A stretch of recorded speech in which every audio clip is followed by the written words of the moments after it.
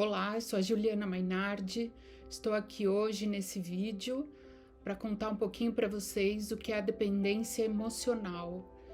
A dependência emocional pode ser chamada também de codependência. A codependência, esse termo, veio dos grupos de familiares de alcoólicos, né? Esses familiares participavam de reuniões junto com os alcoólicos. E num determinado momento perceberam que seria muito importante fazer um grupo só para familiares. Então esse termo veio dos grupos de ajuda para familiares de alcoólicos. E o termo se expandiu e é a mesma coisa que dependência emocional. Hoje nós sabemos que a dependência emocional não se caracteriza só para familiares de dependentes químicos. A dependência emocional surge em qualquer caso de transtornos mentais ou qualquer caso de uma família disfuncional. Então, os sintomas que vão surgindo, o primeiro sintoma e o mais forte e intenso é o controle. Né? Porque o dependente, o codependente, ele acaba largando a própria vida, anulando a própria vida para colocar o foco da sua vida em outra pessoa. Então, seja aquela pessoa que é dependente química, seja aquela pessoa que tem um transtorno mental, seja aquela pessoa que tem um transtorno de personalidade, ou aquela pessoa que tem uma doença terminal. Então, qualquer tipo de situação familiar, dinâmica familiar, em que se perca a harmonia dos papéis familiares. Por que existe o controle? Porque o familiar que está doente, ele se ausenta das dinâmicas familiares.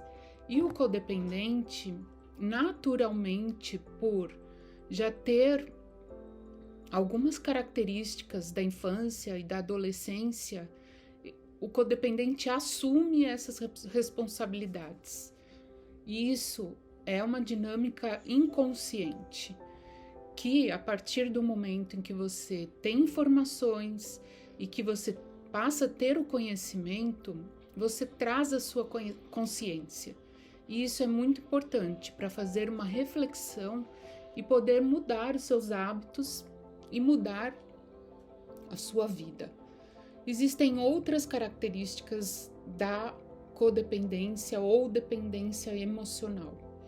Então, uma grande dificuldade de falar não para as pessoas. O que quer dizer isso? O dependente emocional tem dificuldade, na verdade, não é o simples ato de falar não.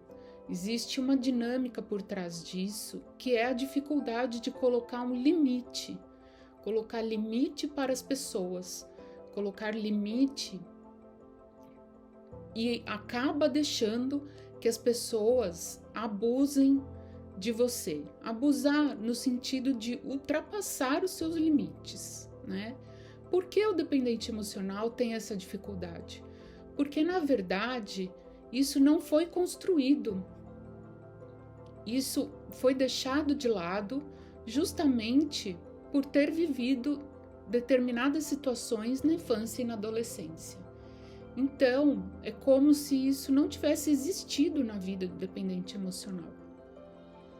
E hoje é preciso olhar para esse sintoma e começar a entender quais os seus limites, até onde você aceita uma determinada situação, até onde você tolera que uma determinada pessoa te trate de um jeito ou de outro.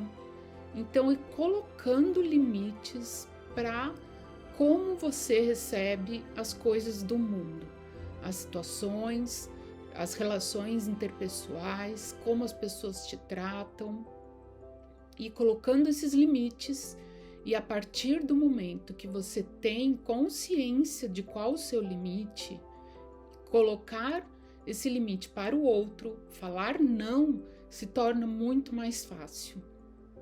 Então, essa é uma questão bastante importante.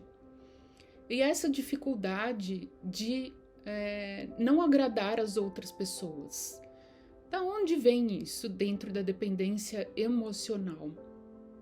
Do medo de ser rejeitado ou abandonado.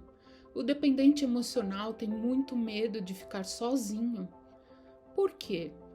Porque o dependente emocional não consegue lidar com os próprios sentimentos e com a própria vida.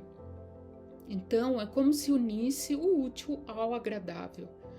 O dependente emocional tira o foco da própria vida e coloca o foco na vida do outro. Assim, ele não precisa olhar para si mesmo e para os seus sentimentos. Assim, ele gasta toda a energia e todo o seu dia, a sua semana, o ano, olhando para o outro e vivendo a vida do outro. Então, ao invés de olhar para si mesmo e resolver as suas dificuldades emocionais, porque num determinado momento essas dificuldades emocionais se tornaram muito intensas e muito dolorosas. Mas hoje é preciso mudar essa situação, deixar de agradar os outros para agradar a você mesmo, se colocar como prioridade na vida. Você é sua prioridade e você não estará sozinho, nem sozinha, porque quando nós colocamos limite, quando nós nos colocamos como prioridade, vocês podem perceber, façam o teste, as pessoas nos respeitam mais. Quanto que, na situação ao contrário, quanto mais nós deixamos as pessoas ultrapassarem nossos limites, mais as pessoas querem ultrapassar. Então, isso é muito importante. Se coloque como prioridade na sua vida e determine os seus objetivos e siga em frente. Então, é como se os seus sentimentos ficassem dependentes de uma situação ou de uma pessoa. E aí eu pergunto, e se essa pessoa não estiver mais na sua vida? Como você vai se sentir? Aonde ficará a sua autoestima, que está sempre apoiada em alguma muleta que está fora de você? Então você já sabe, ficará muito ruim e muito baixa.